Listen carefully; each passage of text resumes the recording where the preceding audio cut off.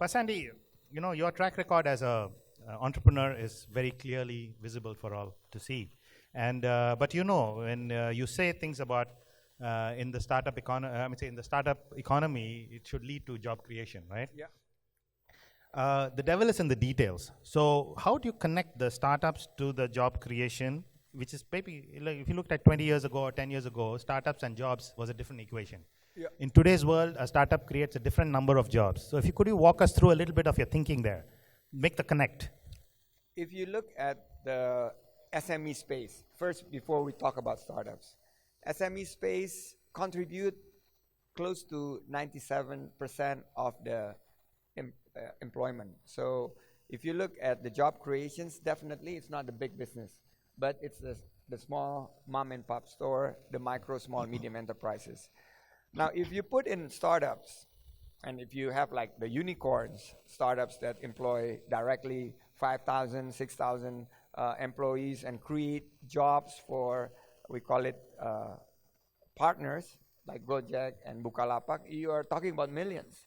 Now, the way I connect the dot is government should not be really dwell into the job creation itself, but the government should focus on what are the policies that we can have and we can lay out to probably have business communities, people like yourself, tell us what do you need from the government in terms of easier regulations, in terms of access to marketplace, access to capital, access to, and I found during the time in Jakarta that we need to focus on training, because some of these SMEs and startups, even before they would start on or embark in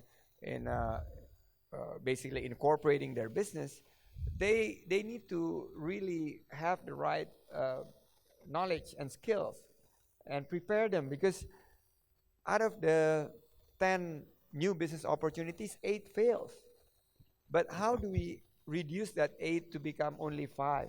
And the 5 that fails actually learn something and actually try again. So that's actually the ecosystems of startups. So we have numbers whether a startup could basically contribute 3 to 4 jobs. So if you have good startups, and in Jakarta we started 50,000 startups. So if you have 3 to 4, that's 200,000 jobs. That's how the equations would work. Okay, that's a fair point, actually. You mentioned a little bit about unicorns, and I think that there's a disproportionate increase in jobs that can be created because of unicorns. At the moment, Indonesia has 4 unicorns. In your opinion, do you think there's space for more? Where do you see that part of the digital side going?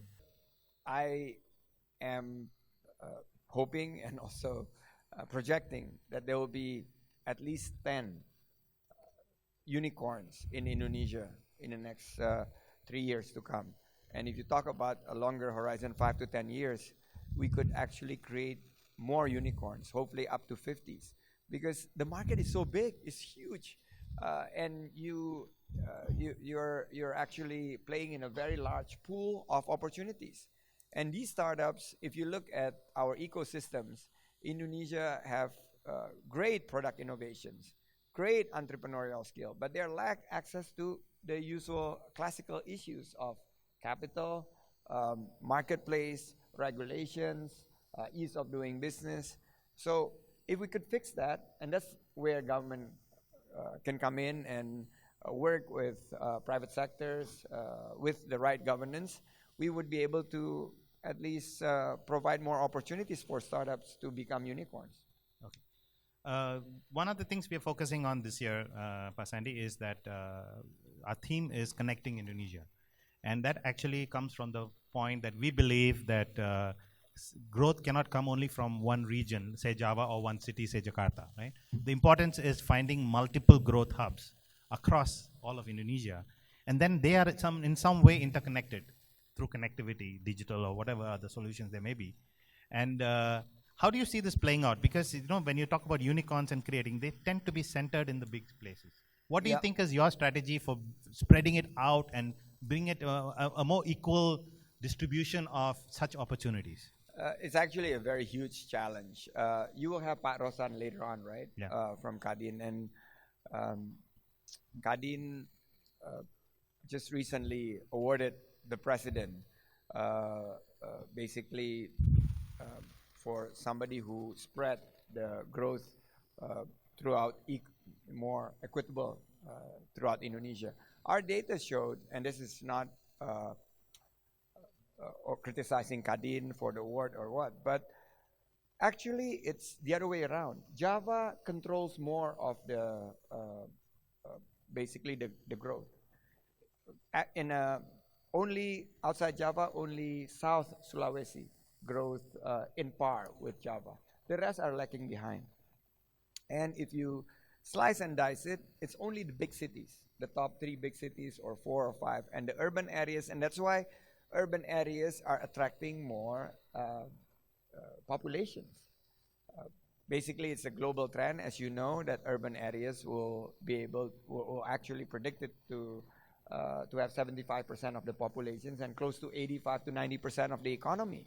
No wonder with that kind of opportunities, people are fleeing the rural into the urban areas. So those are the challenge. I would think infrastructure is one, how you could connect, but more importantly, I think the digital economy should actually find a breakthrough, because if you look at food industries, energies, these are all happening not only in urban areas. Of course, there's urban farming, there is rooftop, basically energy created from rooftop, but most of the sources of the daily food staples are in the rural areas.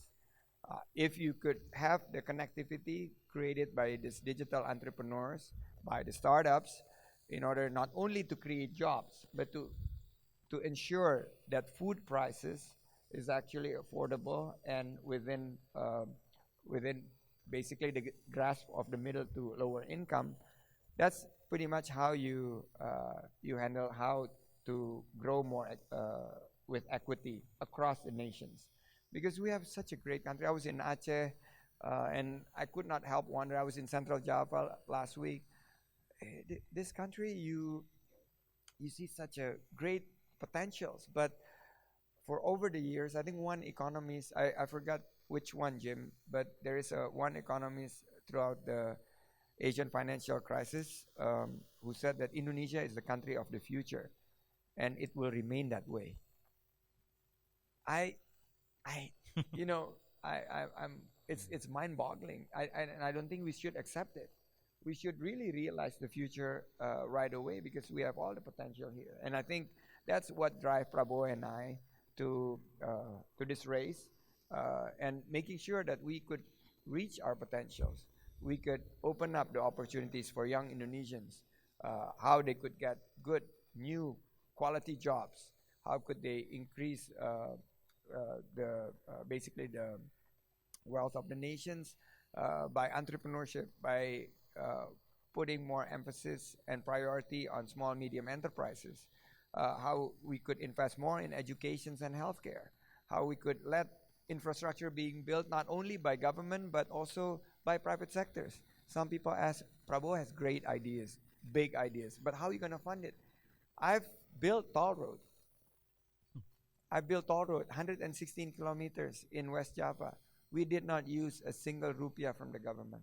Yes, that could be done. Infrastructures that could be funded commercially by private sectors should not be built by government, should be built by private sectors. That's why we could deploy their capital, we could learn from their governance and from their innovations. Government focus on things that the private sector cannot come in yet. And this is what I'm worried about, the trajectory that we're going. We see crowding outs everywhere, not only in financial market, but also in projects. Small contractors are complaining that we're not giving the right opportunities for them. But let's focus on the future, and I think digitally we're very optimistic. And if we think, I guess, more on an entrepreneurial basis, seeing a glass half full, we could achieve a lot of things in the next 5 to 10 years.